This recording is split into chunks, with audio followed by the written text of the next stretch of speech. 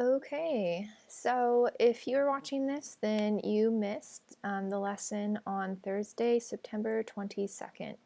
So the materials that you'll need for this lesson are your language arts notebook or a piece of paper to take notes on that you have to save. If it's not in your notebook, it should end up in your personal folder at class. You'll need your Chromebook because you do have a Do Now.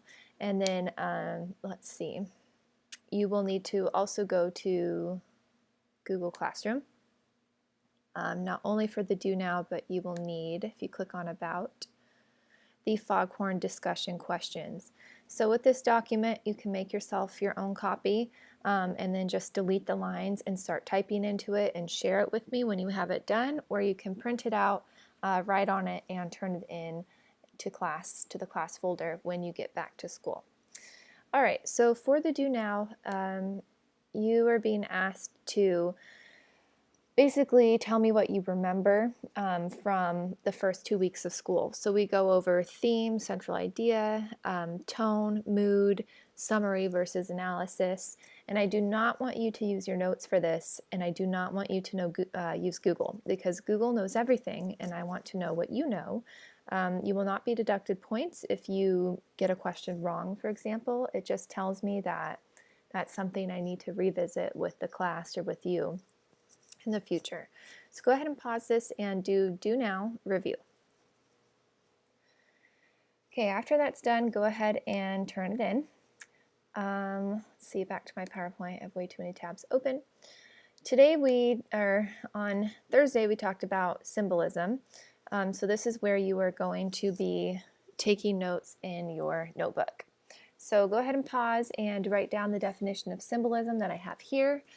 This American flag is doing something fancy. It's folding itself up. This is clip art. I did not intend for it to do that.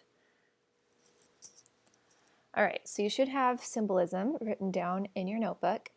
Now, symbolism is pretty simple to understand. Sometimes it's harder to identify symbols in a text. So that's what we'll be practicing a bit with this year. You've probably have seen symbols before. You probably deal with them every day and you just don't think about it. So for example, the Snapchat symbol, okay, what does Snapchat use as their logo? It's a ghost. And you think of the Instagram symbol, it's a little camera. So these symbols represent something to you about Snapchat or about Instagram. For some of you, like the Instagram little symbol would equal life. Instagram is your life. And you wouldn't have to write Instagram is life, you would just have to show the symbol to you and you would understand that just because that symbol has a certain special meaning for you alone. But some symbols are like this, like the heart, are universally understood, where we can just see a heart and you have this like automatic idea that a heart means love, or a heart means, a lot of people said in class, like an internal, a vital organ. So instead of saying, oh, a heart means love, you just see the heart and it symbolizes its deeper meaning to you. Now, the American flag, I included it here because not all symbols will have the same meaning to everyone who you show them to.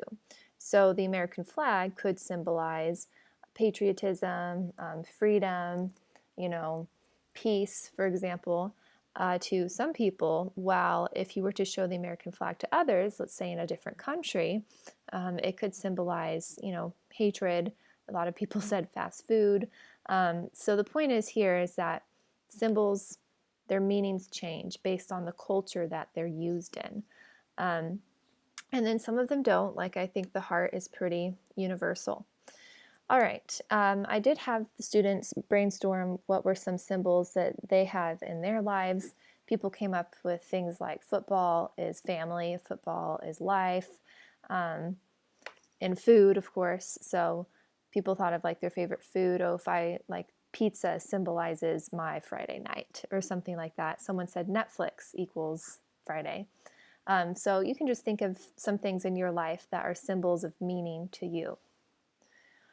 Okay, so after that we watched a YouTube video of a couple of kids, like fourth graders, having an amazing class discussion. I mean, it was like everyone was blown away. Like They used a lot of complex vocabulary. They had really high-pitched voices, sounded like little chipmunks, and yet they were having such an adult conversation. So when we, after we watch this video, which I won't show to you for time's sake, I'll just tell you kind of the takeaways that we came up with. I had everyone look for what was working well, what surprised you, and what could these kids have done better. So everyone said that when we watched the video, the kids communicated really well.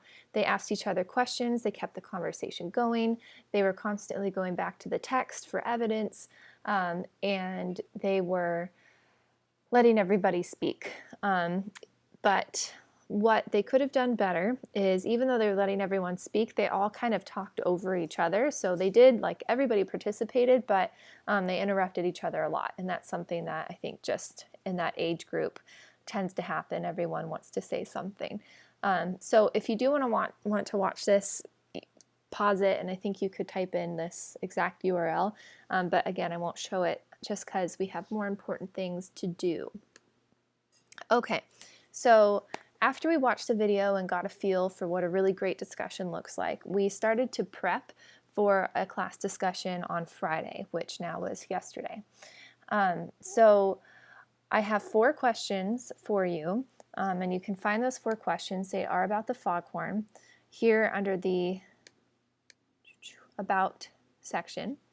And again, if you haven't read the foghorn, or if you need the foghorn, which you will for these questions because they require text evidence, it's right here. So lesson materials 921, the foghorn.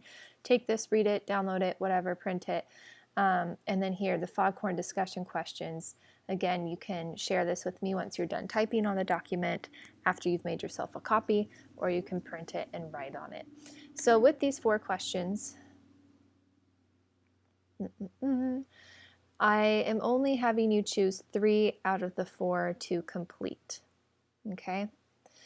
And please notice that question 1 is asking about theme, which we've discussed as a class, and you need 2 pieces of evidence for question 1. Question 2 also requires text evidence. Question 3 does not ask for text evidence, but I would like it, so I'm going to write evidence here.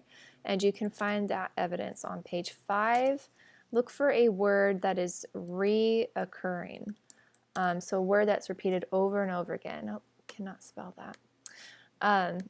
And that will be a pretty good hint for you for this one. If you do choose to do question 4 here, there's no evidence necessary, but I do want you to clearly explain your thinking. So again, you're choosing 3 out of the 4 here. And you are providing a claim, some support, and some explanation/elaboration. Okay, so that was the deal for Thursday's class. I'm going to go ahead and record what we did for Friday. Let me think about Friday. Yeah, so anyway, stay tuned, and I'll figure it out.